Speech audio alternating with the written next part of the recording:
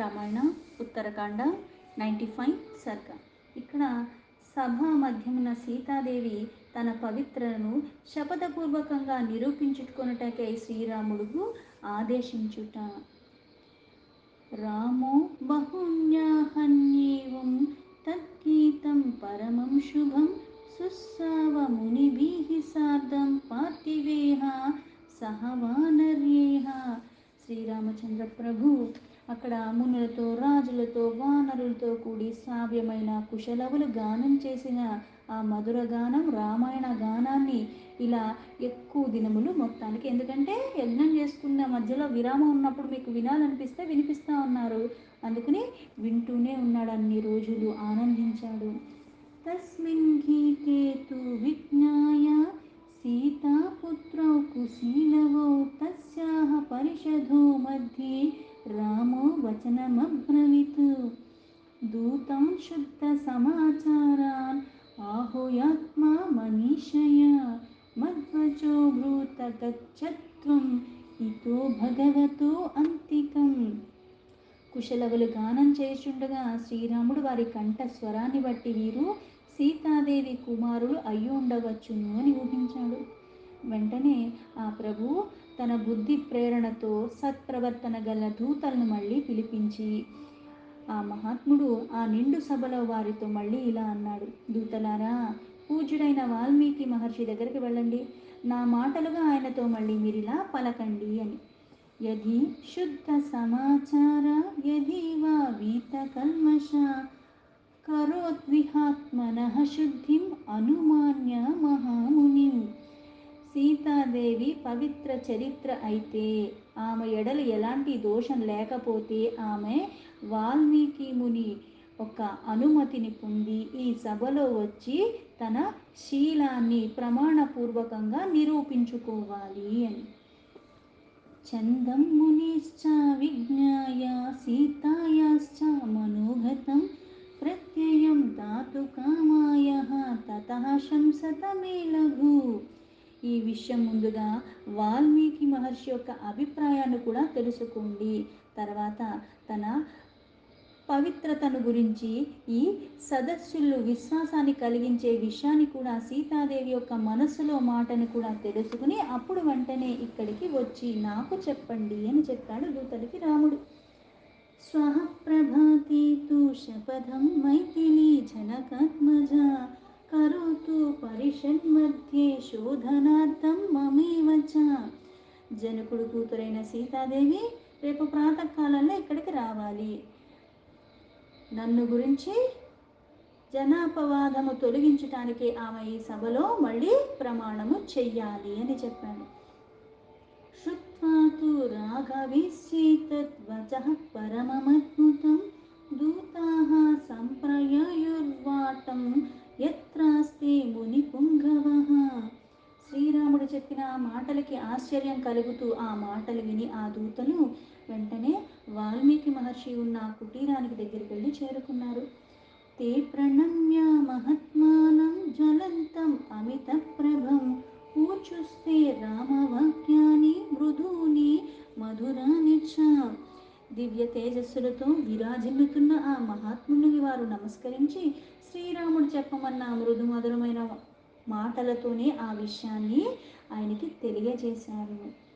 తేషాం తద్వ్యాహృతం శ్రుత్వా రామస్య చ మనోగతం విజ్ఞాయ సుమహాతేజ మునిర్వాక్యం అథాబ్రవీత్. అప్పుడు దూతలు చెప్పిన మాటలు విన్న ఆయన శ్రీరాముడి యొక్క మనోగతాన్ని చక్కగా అర్థం చేసుకున్నాడు. తెలుసుకుని ఆ మహాతేజస్వి అయిన ముని వారితో మళ్ళీ ఇలా సమాధానం చెప్తున్నాడు. ఏవం భవతు భద్రం నో యథా వదతి రాఘవః తదా కరిష్యతే సీతా దైవతం హి ప్రతిః స్త్రియః. దూతలారా, మీకు కూడా శుభాలు జరుగుతాయి. శ్రీరాముడు కోరిక జరుగుతుంది, ఆయన కోరినట్లే జరుగుతుంది. సీతాదేవి తన పతిదేవుడు చెప్పినట్లే చెయ్యగలదు. స్త్రీకి భర్తే దైవం కదా, ఆయన మాట ఆమెకు శిరోధార్యము, అంటే శిరస్సు వంచి దానికి కట్టుబడి ఆవిడది చేసే తీరుతుంది. తదోక్త్వా మునినా సర్వే రామదూత మహోజసం ప్ర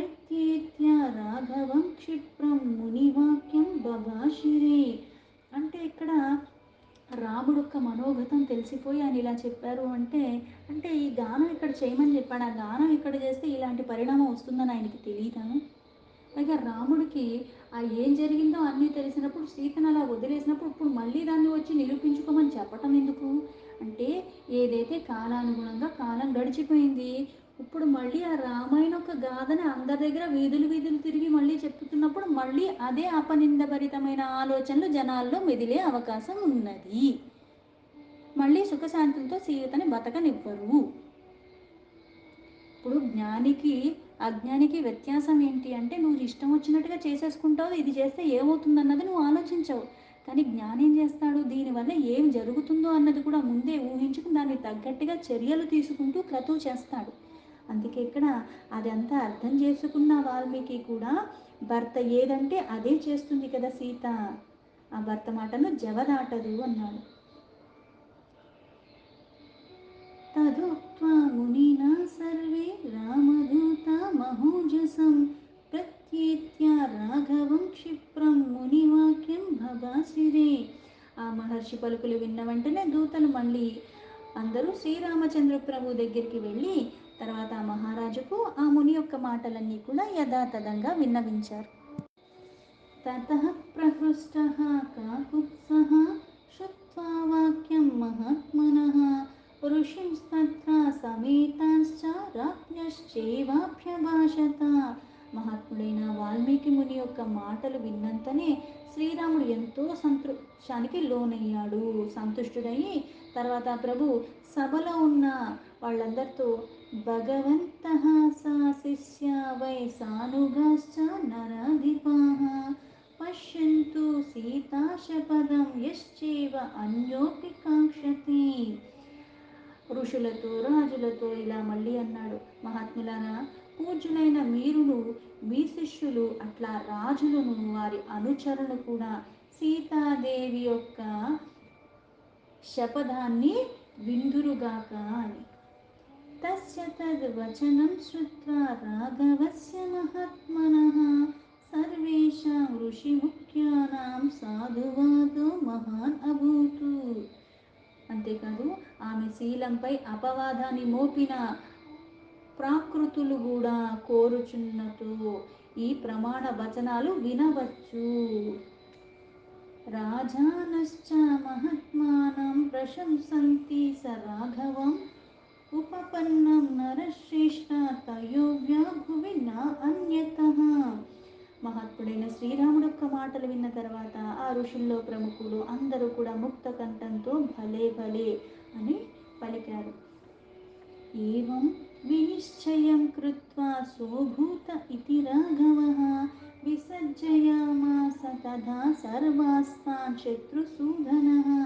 తర్వాత రాజులు నరశ్రేష్ఠ ఈ భూమండలంలో ఇట్లా పలుకుట నీకే చెల్లును, ఇతరులకి ఇది అసాధ్యము అంటూ మహాత్ముడైన శ్రీరాముణ్ణి ఎన్నో రకాలుగా కొనియాడారు. అంతటా శత్రు సంహారతలో కూడా దక్షత కలిగిన వాడు అయిన రఘురాముడు సీతా శపథం రేపు జరుగును అన్న నిర్ణయాన్ని అక్కడ సభలో ప్రకటించాడు. ఇది సంప్రవిచార్య రాజసింహః శోభూతే శపథస్య నిశ్చయం వై విససర్జ మునీనృపాశ్చ సర్వాన్ సమహాత్మా మహతో మహానుభావః. వారందరికీ కూడా పంపివేశాడు. మహాత్ముడైన ఆ రాజుల్లో శ్రేష్ఠుడైన రాముడు ఇలా చక్కగా విచారణ చేసి మళ్ళీ మరునాడు సీతాదేవి యొక్క శపథాన్ని జరుగునట్టుగా నిశ్చయం చేసుకున్నాడు.